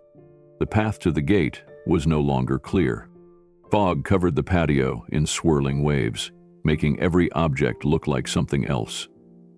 What was once a harmless floaty now looked like something alive. A low-hanging palm branch swayed in the breeze, casting distorted shadows across the stone. One of the boys shouted, convinced he saw someone standing near the pool. "There's someone there," he cried. "No, there's not," another shot back. "It's just the lights." But none of them truly believed that, because by now the lines between what was real and what was part of the illusion had vanished. Jake finally found the fence again and grabbed hold of the latch with trembling fingers. "This way," he shouted. "Hurry!" Evan limped over, still holding his shin from the gnome collision. The girl who dropped her phone trailed behind, barefoot, shoes forgotten near the fog machine. Mia followed last, chest heaving, her soaked shirt sticking to her back. She glanced over her shoulder one final time, and in that second, the pool lights flickered again, turning from green to deep violet. A final whisper carried on the speaker. "You were warned." The gate clicked open, and they poured out onto the sidewalk in a rush, collapsing against the curb. No one spoke for several moments. They just sat there, soaked, muddy, scraped, breathing like they'd run from something far more than a prank. Jake rested his head on his knees, eyes wide and unfocused. Evan muttered something under his breath about calling someone, but didn't finish the sentence. Mia stared at the glowing pool behind the fence, now partially hidden by vines and mist. It looked so calm from the outside, like nothing had happened. But inside, they all knew something had shifted, because this wasn't just a prank. It had purpose, layers, timing, intention, and that made it scarier than any haunted house or Halloween setup they'd ever seen. And it had felt real. Too real. "Did he build all that?" one of the girls asked finally. "Had to," Jake said, wiping a smear of fog residue from his cheek. "Why?" "Because we didn't listen," Mia said quietly. They looked at each other then. For the first time since all of this began, no one laughed. No one called it dumb. No one tried to minimize what had just happened. The silence stretched between them, long and heavy. Finally, Jake stood. "Let's go." They gathered what little they had. Bags, one flip-flop, a phone that wouldn't turn on, and started down the sidewalk without another word. Behind them, the yard returned to its quiet state. The fog thinned. The lights faded. The whispers fell silent. Keanu stood by his window, unseen. He watched the last silhouette vanish into the night, then turned and picked up the remote from the counter. He pressed a button, and the lights in the pool turned off. Another button silenced the speakers. Then he set the remote down and poured himself a glass of water. The house was still again, but the silence now carried weight. It was no longer the kind of silence that invited intrusion. It was the kind that asked for respect, and this time it had been heard. By morning, the first video had already gone live. It was grainy, recorded in the dead of night, and only 34 seconds long. But it had everything. A scream, a glowing pool, and a foggy silhouette no one could explain. The caption underneath said, "Keanu Reeves' pool is haunted. We barely made it out." At first, no one took it seriously. A few likes, some laughs, a handful of sarcastic comments. Then someone stitched the video with dramatic music and posted it on a local meme account. That changed everything. By 10 a.m., it had already reached 10,000 views. By noon, it crossed 50. By late afternoon, the clip was everywhere. TikTok, Instagram Reels, YouTube Shorts, even reposted on Twitter with the simple caption, "Hollywood just got weird." People didn't just watch, they analyzed, pausing at specific timestamps, pointing out flashes of green light in the mist, debating whether the whispers were part of a prank or something more sinister. "The fog literally moved like it was alive," one comment read. "I swear I saw a face in the water," another said. Someone posted a slowed-down version of the clip with red circles marking shadowy figures in the background. "Enhanced," they wrote, "this is not normal." Within hours, more videos surfaced. One showed the moment Jake splashed into the glowing pool, screaming when the dye coated his arms. Another caught the eerie fog curling across the lawn, lit from underneath like it was boiling. Someone else posted footage from across the street where the teens were seen running barefoot into the night, soaked and screaming. That one had the most impact. 6 kids flee Hollywood star's home after haunted pool prank, a popular TikTok creator narrated. But here's the twist. No one knows what's real, and Keanu Reeves isn't saying a word. The mystery made it go even more viral. The Reddit thread started by late afternoon. It was titled, "Keanu Reeves, Fog Machines, and a Glowing Pool. Let's Talk." Thousands of upvotes poured in. Some claimed it was part of an unreleased film. Others suggested Keanu was testing a new immersive theater experience. A few joked that he was actually a time traveler with access to advanced technology. Theories ranged from ridiculous to sincere. He's training to be the next Batman. His house is built on a ley line. This is just method acting for a secret John Wick 5. But one comment struck a chord. Maybe he just wanted his peace back, and this was the only way to be heard. That one got pinned. By the time the evening news aired, the story had reached national attention. A reporter outside Keanu's street kept their distance but spoke dramatically into the camera. "We don't know what really happened behind this famous actor's gates, but what we do know is that 6 teenagers won't be coming back anytime soon. And maybe that's the real story." Inside, Keanu sat in his kitchen, mug in hand, watching it all play out. He didn't laugh. Not this time. Instead, he watched with a calm sort of detachment, knowing that the noise now outside his home was digital, not physical. The real chaos, the kind that had invaded his sanctuary, was gone. And in its place, a kind of quiet he hadn't felt in weeks. Not silence from the world, but silence where it mattered most, in his own backyard. The next morning, Keanu stepped barefoot onto the patio. The concrete was cool under his feet, and a faint mist still lingered from the night before. Not the fog machine this time, just natural dew from the early June air. He scanned the yard. No soda cans, no muddy prints, no wrappers floating in the pool. The water was clear, undisturbed. The filters had already done their job, removing every trace of dye and glitter. The speakers were unplugged, the lights reset to their normal, warm tones, and the fog machines covered with canvas tarps near the shed. His backyard looked just like it had before the chaos began. But it didn't feel the same. It felt earned now, like the quiet wasn't just a pause, it was a message received. Keanu walked slowly toward the edge of the pool, looking into the water.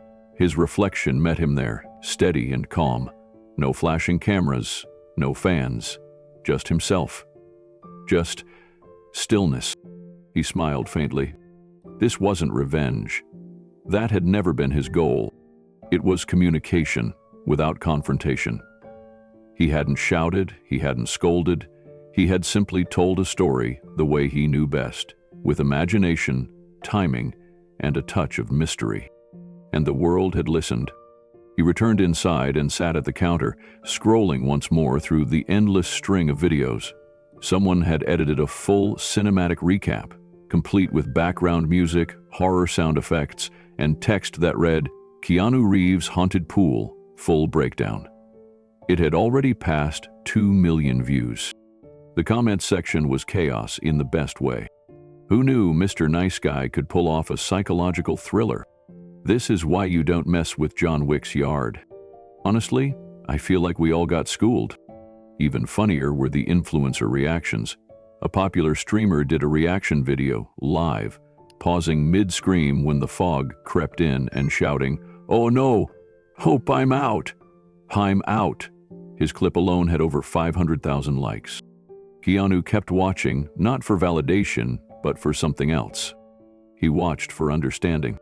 And buried in the comments, he found it. From an account named @Mia Sees. "Okay, so I was one of the teens who went into that backyard. I'm not proud of it. It was dumb, and we know we crossed a line. But whoever set that up, thank you.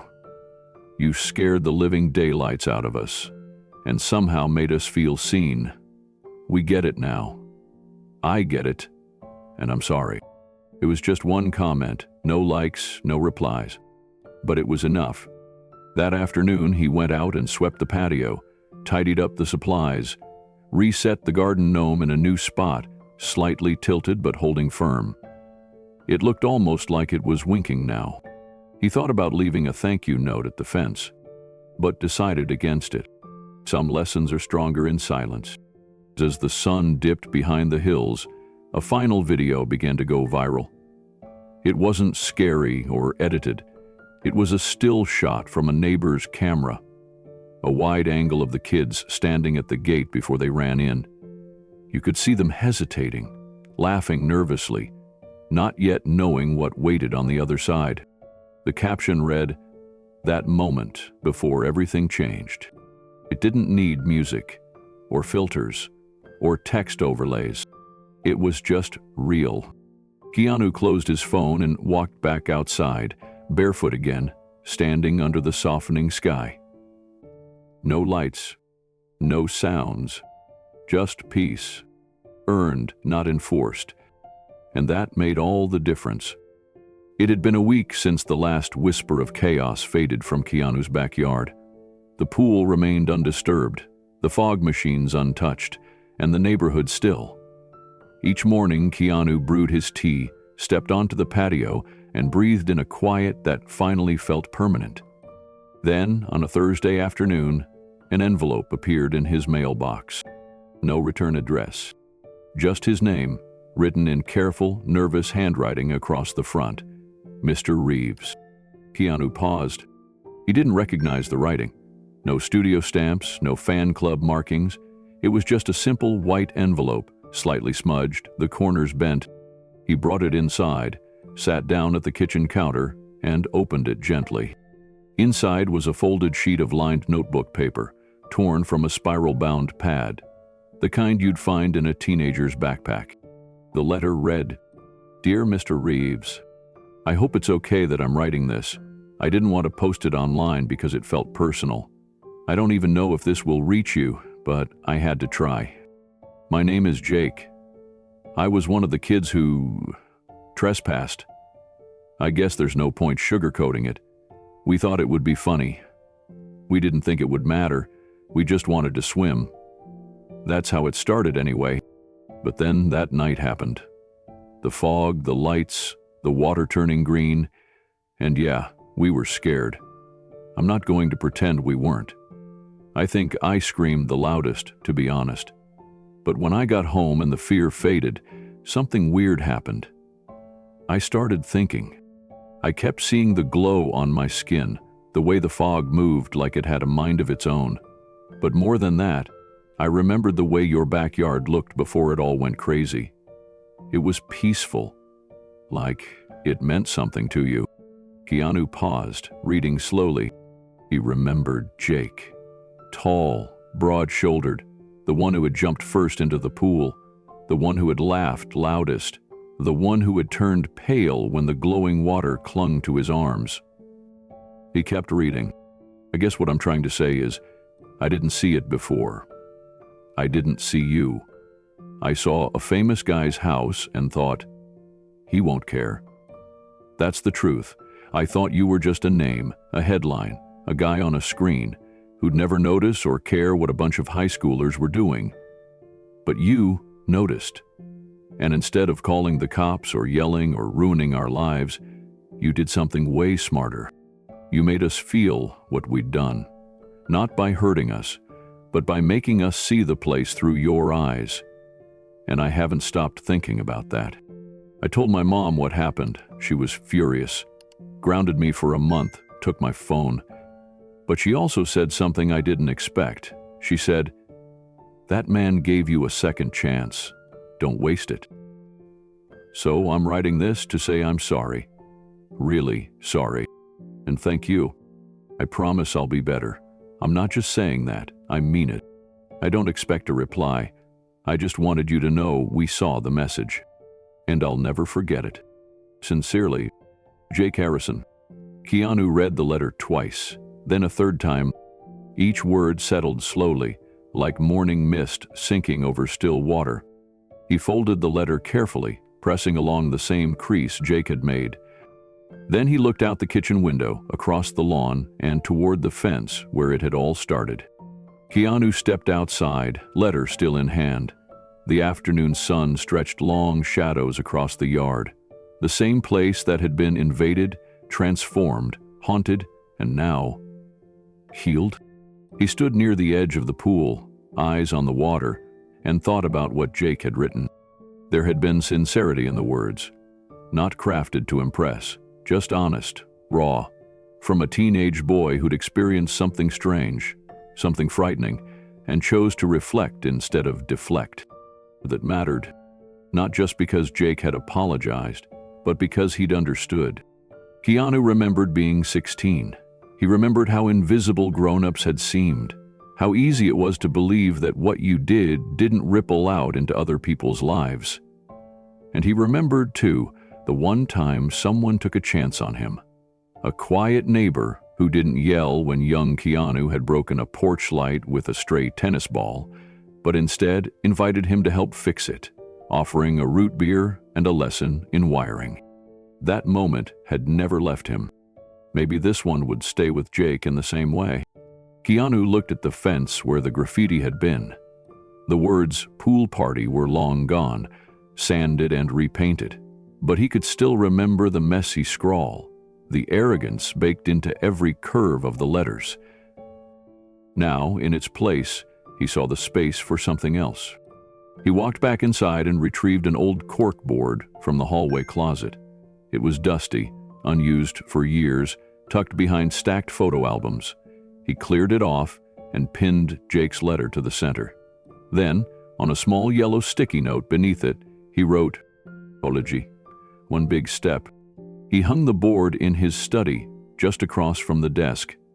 Not on display for others, just for himself. A quiet reminder of the power of restraint, creativity, and choosing understanding over retaliation. Later that day, he wrote a letter of his own. It wasn't long. He didn't overthink it. He addressed it to Jake Harrison, care of the return address he'd later tracked from the local high school records. He folded it neatly, sealed it, and wrote the boy's name in his own steady hand. Inside, the letter read, "Jake, your letter found me, and it mattered. Thank you for seeing what many don't. It's never easy to admit a mistake, and even harder to make meaning from it, but you did both. That takes more courage than most adults I know. I don't need you to feel guilty. I only hope you carry this lesson forward, and maybe one day pass it on. Stay curious, stay kind, and when in doubt, choose respect. Take care." Yeah. He sent it without ceremony. No PR team, no cameras, just an envelope in the mail. That weekend, the neighborhood was quiet again.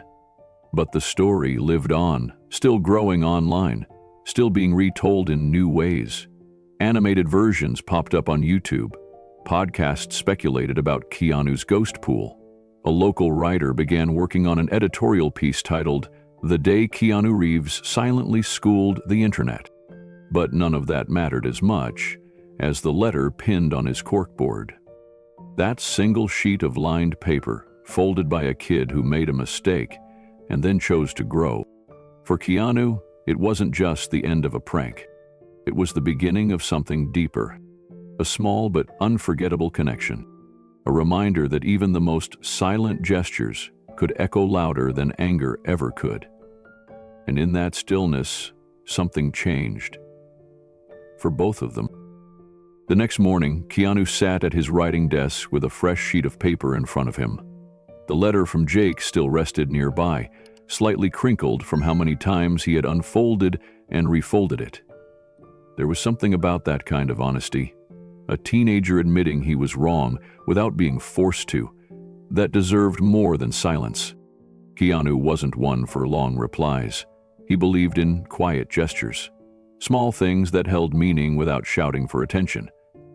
But this time, he felt the need to meet the moment with something more personal. He uncapped a pen and began to write.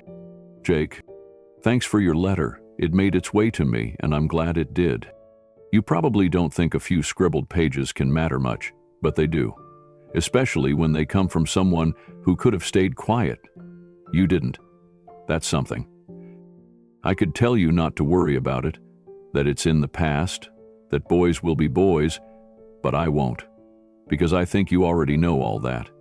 And I think what matters more is what you choose to carry forward." He paused for a moment, fingers resting on the paper, then continued. "The world doesn't always reward people who reflect, especially not online. It's easier to laugh, to dismiss, to move on. But you stopped. You thought. You saw me. Not the actor, but the person behind the gate. And you took responsibility. That shows courage. The prank. That was just my way of turning the volume down on chaos. I didn't want to humiliate anyone. I just wanted to be heard without shouting. I think you heard me. That's enough." He looked over the page. The words felt right, honest, measured. He turned to the drawer beside him and pulled out an old photo, one of the few publicity shots he actually liked. It was from a quieter era, just him sitting cross-legged in a backyard lawn chair, sunglasses on, half smiling, sunlight behind his head. It wasn't glamorous. It was real. He flipped it over and scribbled in the corner. "It's Jake. No swimming required. Just keep being better. Keanu." He slipped the photo into a padded envelope with the letter. No fanfare. No autographs or merchandise. Just a response. A thank you for an apology that didn't need to be made but was made anyway. He sealed the envelope, pressed the flap tight, and scribbled Jake's name and address in clean print. He stared at it for a few seconds, then walked it down to the end of the driveway. The mailbox was warm from the sun. He slid the envelope inside, lowered the red flag, and stood for a second with his hand on the cold metal. There was a feeling he hadn't expected. One that crept up slowly. Relief. Not just because the problem had stopped, but because something good had grown from it. Something human. Keanu turned and walked back toward the house. The grass crunched underfoot, dry from the heat. He passed the pool, now serene again, its surface flat and gleaming. The fog machines were stored away, the prank lights dismantled, the whispers silenced. And the stillness, that beautiful, earned stillness, had returned. That evening, Keanu made a cup of herbal tea and stepped out onto the back patio. The sun was dipping low behind the trees, casting a honey-colored glow across the lawn. A breeze moved gently through the leaves, stirring a wind chime that rarely made a sound. He sat in his favorite chair, the one angled just enough to catch the last light of day. With the letter now mailed, a sense of finality had settled in. But not the heavy kind. It felt light, like the closing of a chapter with no lingering bitterness. As he sipped the tea, his eyes drifted to the pool again. It no longer reminded him of frustration or loss of privacy. Now it held a quiet power. A stage where something invisible had changed. A lesson had landed. A boundary had been redrawn, not in force, but in understanding. The soft buzz of his phone pulled him from the moment. He reached for it, glanced at the screen. A text from an old friend, someone he hadn't heard from in months. Saw the haunted pool story online, you legend. Let me know if you're starting a prank consulting firm. Keanu chuckled under his breath, then placed the phone face down. He didn't reply, not yet. This wasn't about attention or going viral. It wasn't even about being clever. It was about dignity. He'd grown up knowing what it felt like to be dismissed, to be overlooked, to be made to feel like your space didn't matter. He had once been the kid who thought boundaries were flexible, especially when the world seemed too big and your role in it too small. But he'd learned over time that respecting someone's quiet was just as important as listening to their words. Jake had learned that too. And that, more than the prank, more than the fog or the lights or the online buzz, was what stayed with Keanu most. He didn't know if Jake would hang the signed photo on a wall or tuck it away in a drawer. Maybe he'd show it to his friends, maybe not. But either way, it wasn't about the keepsake. It was about the echo, a ripple from a backyard pool that traveled far beyond what anyone expected. As the light faded, Keanu stood and walked back inside, pausing at the corkboard in his study. Jake's letter was still pinned there, joined now by a sticky note beneath it that read, "Kindness isn't weakness, it's precision." He nodded to himself, turned off the light, and let the room return to darkness. Later that night, in a small house across town, Jake opened his mailbox and found the envelope. He stared at it in disbelief, holding it for several seconds before he dared open it. His eyes scanned the letter. His fingers trembled slightly. When he reached the photo and flipped it over, a grin spread across his face. "No swimming required," he read aloud. Then he laughed. Really laughed. And in that moment, something settled inside him, too.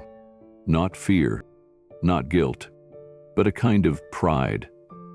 Not for what he had done, but for what he had learned, for who he had become on the other side of it. The air was warmer now. Weeks had passed since the prank, since the letter, since Keanu's quiet reply was dropped into Jake's mailbox. Spring had fully taken hold. Bougainvillea curled over the edges of Keanu's backyard fence. The pool sparkled with a sense of peace that no longer needed guarding. Keanu was reading a book in his study when he heard it. A knock on the front door. It was soft, hesitant, not the kind of knock that came from delivery people or neighbors dropping by without warning. This one had caution in it. The kind that said, "We're not sure if we should be here." Keanu stood, set the book down, and walked to the door. When he opened it, two teenagers stood on the porch, Jake and Mia. Jake held a potted plant in both hands, a humble pothos in a clay pot, its leaves glossy and drooping slightly from the heat. Mia stood beside him, fidgeting with the strap of her backpack. She offered a faint smile. "Hi, Mr. Reeves," Jake said quietly. Keanu looked at them for a moment. There was no swagger now, no music thumping in the distance, no laughter trailing into the night, just two teenagers standing still, with open eyes and a small offering between them. He stepped aside and nodded. "I'm in." Jake exhaled with visible relief and stepped into the foyer, carefully holding the plant like it was made of glass. Mia followed closely behind. Inside, the house felt cool and calm. The scent of brewed tea lingered faintly in the air. The teens glanced around, not with the curiosity of intruders, but the quiet attention of guests who didn't want to overstay. Keanu gestured toward the kitchen table. "You can put it there." Jake set the plant down gently. "It's not much. It's just a plant." But Mia picked it out. She said pothos are good because they grow fast. They're survivors. "They don't need much," Mia added softly. But they still grow if you give them space. Keanu nodded, a small smile flickering across his face. That's a good metaphor. They all sat at the table, and for a moment, no one spoke. Then Mia broke the silence. I didn't write a letter, but I read Jake's. And I wanted to come too. I was one of the worst. I laughed the loudest. I think I was the one who tagged the fence. Keanu looked at her. She didn't look away. I'm sorry, she said. Really? Oh, he nodded once. Thank you. Jake cleared his throat. We've been helping out at the food bank near school. It's a requirement now, but it's not just punishment. We're actually learning stuff, talking to people we never used to notice. We met a guy named Henry, Mia added. He's in his 60s, lost his house during the pandemic. He helps organize donations even though he's still living in his car. I asked him why. He said, because someone helped me once. Now it's my turn. Keanu leaned back in his chair, listening. It wasn't just words. There was depth in their tone. Not rehearsed, not for show. Real growth. Jake looked down at the table for a moment, then back at Keanu. I guess I never thought about how what we did felt on the other side of the fence. It was just fun. Until it wasn't. Mia nodded slowly. We didn't mean harm, but we didn't think either. That's the part that gets to me now. How easy it was to ignore that someone lived here. Someone who needed quiet. Keanu rested his hands on the table, fingertips lightly touching the wood. It's easy to think quiet people don't mind being interrupted. But that quiet usually means they've been carrying things silently for a long time. Jake's eyes met his. That night, after the prank, when everything went nuts, it scared us. Not just the fog and sounds, yeah, that too, but it was more than that. It was like the house was watching us. I thought it was haunted, Mia whispered with a nervous laugh. Turns out it kinda was, just not the way we thought. Keanu smiled gently. Maybe it wasn't haunted. Maybe it just needed to be heard. They all sat in silence for a moment, letting that truth settle. The light from the window fell across the table, catching the green of the pothos leaves. A single vine had already begun curling outward, reaching. I kept your letter, Keanu said, glancing at Jake. Pinned it up in my study. Not because I needed proof of an apology, but because it reminded me that small gestures can shift big things. Jake blinked, surprised. You really kept it? Keanu nodded. It mattered. Mia leaned forward. So, I know this is probably a stretch, but would it be okay if we came back sometime? Not like to swim or hang out or anything weird, just to talk. Or help in the yard or something. I think it would be good for us. To keep showing up. The right way. Keanu looked at both of them. He saw the nervous hope in their faces, the sincerity they were still learning how to carry without tripping over it. He stood and walked to the counter, grabbing a small watering can. He walked back, poured a little water into the plant's soil, then handed the can to Jake. Next Saturday, he said, 10 a.m., you can help me repot some things. Jake's eyes lit up. Really? Mia grinned. We'll be here, early. They stood together, the moment both ordinary and extraordinary. As Keanu walked them to the door, he paused at the threshold. By the way, he added with a playful glance, next time you think about sneaking into a backyard, remember the fog machines. Jake and Mia laughed, a sound full of relief and something close to joy. They stepped off the porch and headed down the walk, more upright than when they'd arrived. No slouching, no retreat. Keanu watched them go, not as trespassers, or not as vandals, but as kids learning how to be something better. And behind him, the pothos sat quietly on the table, reaching, growing, toward the light. Saturday morning arrived with clear skies and the smell of citrus in the breeze. Keanu was already outside, wearing worn jeans and a gray t-shirt, digging his hands into a planter near the fence. The same wooden fence that once bore the graffiti now stood freshly sanded and sealed. The word "pool party" was gone, replaced by the natural grain of wood glowing in the sun. At exactly 10 o'clock, he heard the soft sound of sneakers on gravel. Jake and Mia stood at the gate, with gardening gloves in hand and smiles that mixed nervousness with excitement. Keanu nodded, waving them in. "Right on time." Mia held up a small watering can. "We come prepared." They followed him through the yard, pausing as they passed a bush of lavender that bees lazily circled. The pool glistened, undisturbed. The fog machines were long gone, but the memory of that night still lingered between them, not heavy, but like a story retold with a smile. Jake looked at the water. "It looks different now." "Because you're seeing it," Keanu replied, "instead of taking it."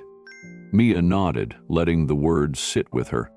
They worked side by side in the garden for about an hour. Keanu showed them how to loosen roots before repotting, how to mix compost into the soil without suffocating the plant.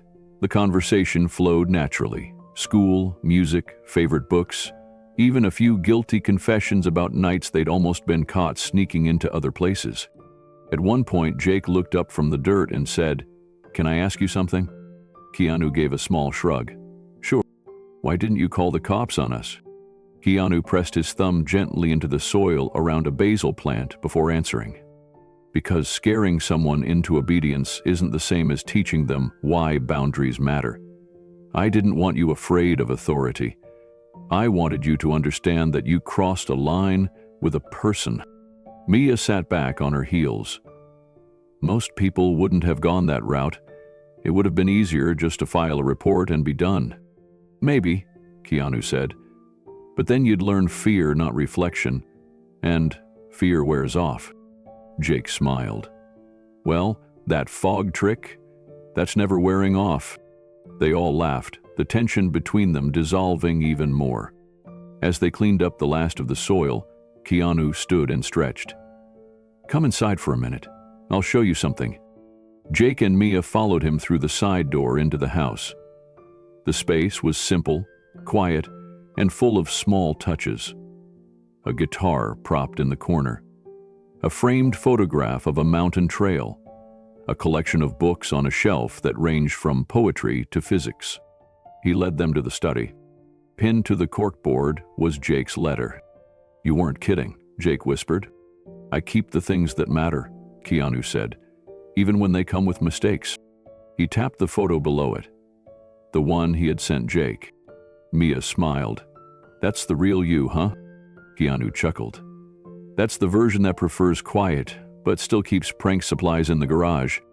They moved through the hallway where old movie posters hung, not the flashy kind, but ones from lesser-known indie films, tucked in modest frames. Each poster had a story, and Keanu told a few.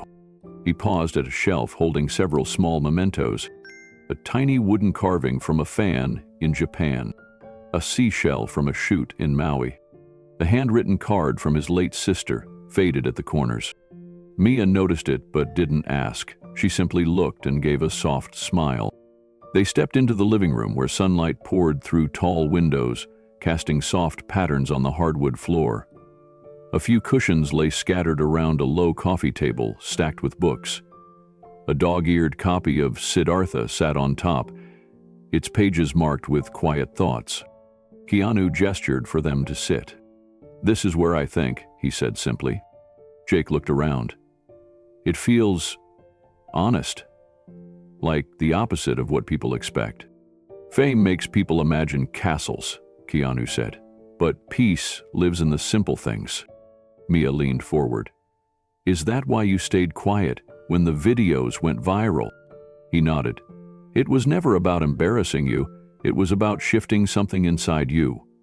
And it worked." Jake's voice softened. "It really did. I look at things differently now, not just property lines and fences, but people. How we treat them, what they're carrying." Keanu studied them both for a moment. They were young, still shaping their edges. But something in their voices, their posture, their presence, it was all softer now. Not weaker, just more aware. I was a lot like you once, Keanu admitted. Curious, restless, a little reckless. I used to sneak into closed sets just to watch the stunt team rehearse. Once I got caught hiding behind a lighting rig. The director let me stay, but only if I kept completely silent. That day taught me more about storytelling than any acting class. Mia laughed. So you were a respectful trespasser. Let's call it enthusiastic learning, Keanu said with a smile. The laughter lingered as the moment settled into something more reflective. Mia looked over at the photo wall. Do you ever feel like people forget that you're just a person? Sometimes, Keanu replied. But that's why I protect this space. It reminds me that I don't need to be on all the time. Jake nodded. I think I used to believe people like you didn't need privacy. Like fame traded it away. It doesn't work that way, Keanu said. Everyone needs somewhere to just be. No judgment, no noise. He paused, then added, even you. They sat in a comfortable silence, the kind that didn't need to be filled. After a few minutes, Keanu stood. Let's go back out. They stepped onto the patio again. The pool sparkled in the afternoon light. Birds sang overhead, and wind rustled through the leaves. Jake turned toward Keanu. Thank you for the second chance, and for not shutting the door. Keanu placed a hand on Jake's shoulder. Thanks for knocking the right way this time. Mia smiled, her gaze drifting to the garden. We'll come back next weekend, if that's okay. Keanu nodded. Bring gloves. The jasmine's wild. They all laughed, and this time it wasn't to break tension. It was real, relaxed. As Jake and Mia headed toward the gate, Keanu lingered in the yard.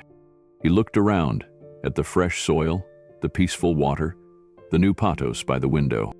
Everything felt still, but not silent, alive. He watched the teens disappear down the street, their figures fading but their presence still lingering. Not as intruders, but as a reminder that even a prank can plant something that grows. It started with whispers in school hallways. At first, the story spread like wildfire through Jake and Mia's high school. The prank, the fog, the glowing pool, the haunting sounds, had taken on a life of its own. Students swapped details with growing awe and disbelief. But something unexpected began to happen. Instead of mocking Keanu or laughing at the teens who ran screaming into the night, people began to talk about why it happened. Teachers who usually brushed off after-school chatter asked questions. One social studies teacher, Mr. Harlan, brought it up in class. What do you think happens when we cross someone's boundaries without even realizing it? A few hands went up. It depends on their reaction, one student said. Or whether they have power, said another. But what if the person who got hurt didn't fight back, didn't shout, didn't press charges, but still found a way to make you reflect? Mr. Harlan turned to the whiteboard and wrote 3 words in big letters: impact over punishment. Jake was in that class. He didn't speak, but his heart raced as the room buzzed with discussion. It wasn't just gossip anymore. It was becoming a lesson. The school counselor later told Jake that other students had come to her, saying the story made them think twice about the way they treated others, classmates, teachers, even their own parents. And it didn't stop there. At a nearby middle school, a parent who worked at the district office gave a short talk about the incident during a PTA meeting.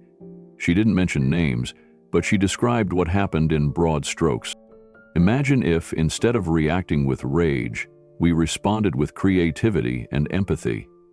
What kind of community could we build if that were our reflex? Her voice cracked slightly as she spoke. She had a son who once got in trouble for egging a neighbor's car. The neighbor had screamed at him and called the police. The boy had withdrawn, angry and bitter, for weeks. If only someone had tried what this man did, she finished. It might have changed everything. Within days, several teachers began using the haunted pool story in assignments. Students wrote essays exploring the themes of boundaries, respect, and consequences without cruelty. In one 8th grade English class, a girl named Priya wrote, "He didn't scare them to be mean, he scared them to wake them up. It was kindness in a costume." Another student made a comic strip version of the story. It showed fog swirling over the pool, kids slipping on the wet grass, and a figure in a hoodie calmly watching from the shadows, labeled only as wisdom. Back in Keanu's neighborhood, neighbors who had never spoken much before now stopped to talk over fences or on walks. One neighbor, an elderly man named Bill, chuckled as he told his daughter, "I always thought Keanu was quiet because he was shy. Turns out, he was just a genius in disguise." Even local coffee shops picked up on the story. One barista joked while handing out a cappuccino, "Careful, don't trespass in the wrong backyard. You might end up glowing in the dark." Mia, who used to walk to school with earbuds in and eyes down, started noticing people smiling at her. Not mockingly, but like they knew. Like she had gone through something important. She told her mom the whole story one night at dinner. Her mom had stared for a long time and then said quietly, "That's the kind of person you want to be around. Someone who teaches without hurting." Keanu never expected any of it to ripple so far. He had gone into it with a singular goal, protect his peace while helping a few kids grow up a little. But now, weeks after the prank had faded from headlines and hashtags, its true effect was still unfolding. He sat on his porch one morning, sipping tea and watching the neighborhood come to life. 2 kids rode by on bikes, laughing. Across the street, a mother helped her toddler wobble up the sidewalk. The world felt softer somehow, like something had shifted under the surface. A package arrived that day, no return address, just a slim box and a small card tucked inside. He opened it to find a custom-made candle. It was shaped like a swimming pool and labeled, "Respect is lit." The card read, "Thanks for making lessons stick. You're cooler than fog machines." He chuckled to himself, then placed it on a shelf near the window. Later that week, a local youth organization reached out. The director, a woman named Lila, had heard about the prank from one of her teen volunteers, Jake. She asked Keanu if he'd consider speaking at a weekend community event about creative ways to mentor youth. Keanu politely declined the spotlight but sent a short video message instead. In it, he simply said, "We all mess up, but we all deserve a way back. Sometimes, the best lesson comes dressed like a ghost." The message was played at the event, and for a long moment afterward, the audience was silent. Not because they were unimpressed, but because it hit something deep. A few kids teared up. A boy named Malik, who had just gotten off probation for vandalism, whispered, "I wish someone had scared me like that." In the months that followed, Jake and Mia began volunteering with the same youth group. They helped run weekend cleanups, planted garden beds in underfunded schools, and eventually shared their story, without shame, but with honesty. Jake would end every talk with the same line, "Don't wait to get caught doing something dumb to figure out who you are. Just be better sooner." People listened. It became something of a movement in the area. Students began tagging their art and writing with the words, "Haunted but heard." The phrase appeared on murals, notebooks, and one custom t-shirt that Jake gave Keanu for his birthday. Keanu wore it under a flannel shirt to the farmer's market and smiled when a teenager tapped his shoulder and whispered, "Respect the pool." Even a few teachers at the local high school adopted new methods of discipline. Instead of suspension for minor infractions, students were asked to create a meaningful response, a poem, a letter, a presentation on empathy. One boy who had repeatedly skipped class ended up writing a 3-minute rap about choices and second chances. He performed it in front of his classmates, shaky but proud. His teacher later said it was the first time the boy had ever finished an assignment on time. It was never about punishment. It was about reaching hearts. Back in Keanu's yard, the jasmine vines now reached higher up the trellis. The garden had flourished. And just inside the back gate, A small stone sat on the ground with 3 carved words: "Plant, don't punish." Jake had left it on his last visit. Keanu didn't move it. He liked it right where it was, quiet, subtle, true. What had begun as a ghostly prank had grown into a legacy of reflection and change. Not with megaphones or lectures, but with whispers, laughter, and one glowing pool that dared a handful of kids to grow up. The sun was dipping low behind the olive trees that lined the edge of Keanu's yard. The light spilled in long, soft rays across the patio, turning the flagstones golden. A breeze rustled the branches, stirring the faint scent of jasmine. Keanu sat in his favorite chair by the pool, a quiet mug of tea warming his palms, and let the silence fill him. It had been weeks since Jake and Mia last visited, and even longer since the fog machine incident. Yet the energy in the backyard felt new, not empty, just cleansed, renewed. The laughter that once echoed without permission had been replaced by something gentler: memory, understanding, and peace. He glanced at the small plant Mia had brought during their visit. It was thriving in the corner, a splash of color against the fence where graffiti had once screamed, "Pool party." That part of the wood had been sanded down and painted over, but Keanu had left the tiniest trace visible beneath the new coat. Not to glorify the intrusion, but to honor the lesson. He'd been asked so many times in the past, "Why didn't you just call the police?" Or, "Why go through all that trouble?" But sitting there now, watching the water shimmer in the fading light, Keanu knew the answer. Anger was easy. Justice through fear or authority was simple, but to reach someone's heart without shaming them, that was rare. That was worth the effort. The prank, the fog, the lights, even the eerie soundtrack, it had been absurd and theatrical. But beneath it all had been a deeper message. Respect matters. Privacy matters. And accountability doesn't have to come wrapped in punishment. He watched as a single leaf floated down and landed gently on the surface of the pool, creating a ripple. That's what the prank had done. Not a splash, not an explosion, just a ripple that kept going, into schools, into homes, into conversations, into hearts. Keanu set the mug down on the arm of the chair and closed his eyes for a moment. He thought about Jake's letter, about the tremble in Mia's voice when she apologized, about the little stone by the gate that read, "Plant, don't punish." All of it had meaning now, and not just for the kids. For him too.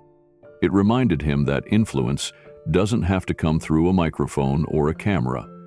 Sometimes the most powerful shifts happen in the quiet, in a backyard, in the choice not to retaliate, in the decision to care. A car passed on the street beyond the fence, its hum fading quickly into the calm of evening. Somewhere nearby, a wind chime sang a few soft notes. The sky shifted to lavender, then navy. Dusk took hold. Keanu leaned back, watching as the stars began to peek through. This backyard had seen mischief, yes, but it had also seen growth. He looked toward the pool, the same pool that had once been invaded, then haunted, and now redeemed. Its surface was glassy again, still, clean. He smiled to himself, the kind of smile that holds no bitterness, only peace. Maybe it was all a little ridiculous. Maybe it had been the strangest prank ever played in Los Angeles. But it had worked. And sometimes, the strangest paths led to the truest places. Keanu stood up slowly, stretching as the day gave way to night. He walked over to the jasmine bush and plucked one small bloom, just one. He brought it to the table, placed it beside the empty mug, and stood there for a long moment. Then he whispered something soft to the quiet yard. "Thank you." The next morning, Keanu opened his mailbox and found a stack of letters bundled with a rubber band. Most were from students, some from parents, and a few from teachers who had found new ways to talk about boundaries, forgiveness, and grace. One envelope stood out. It was bright orange with cartoon ghosts drawn on the edges. Inside was a folded piece of notebook paper, the kind with messy lines and faint blue ink. It read, "Dear Mr. Reeves, you scared my brother so bad he peed a little, but now he volunteers at the animal shelter and makes us take turns with chores. So thank you. From Lucy, age 9. Keanu laughed, a real, hearty laugh that echoed through the house. He pinned the letter to his fridge. The backyard prank had taken on a life of its own, but it wasn't about the scare anymore. It was about what came after. And for Keanu, that mattered most. It wasn't just that the teens had stopped trespassing. It was that they started thinking. He hadn't used power, he'd used presence. He hadn't chased them out. He had led them forward. Later that day, he stepped outside again. The air was crisp. His feet padded softly across the patio. The pool was still, clean, inviting. He bent down and dipped his fingers into the water. Cool, clear. The sound of a car door caught his ear. He turned to see Jake's mom, Grace, walking toward the gate. She waved. In her hand was a basket, fruit, fresh bread, and a small envelope tucked into the side. "I told him I'd drop this off," she said. "Jake wrote another letter. This one's for you." Keanu accepted the basket, nodded gently, and thanked her. After she left, he walked back to the table and sat down. He opened the envelope. It was shorter than the first. "I didn't realize how much you taught me until I started helping others. It's weird, but I kind of miss that haunted pool. Thank you again for not giving up on us. Jake." Keanu folded the letter and tucked it into the back of his journal. That night, he sat under the patio lights with soft music playing. He thought about second chances, about the way kindness quietly echoes long after it's given. He thought about how many young people go unheard, unseen, unchallenged in the right way. He didn't have all the answers, but he had done something human, something right. As the music faded and the wind picked up, Keanu spoke aloud into the night, not to be heard, but to let the thought take shape. Maybe the world doesn't need more walls. Maybe it needs more clever doors. Moments later, the screen faded to black. A quiet voice asked, "What would you have done in Keanu's shoes?" Then came another. "Have you ever had to teach someone a hard lesson the kind way? Tell us in the comments." And with that, the story ended. Not with punishment, but with possibility.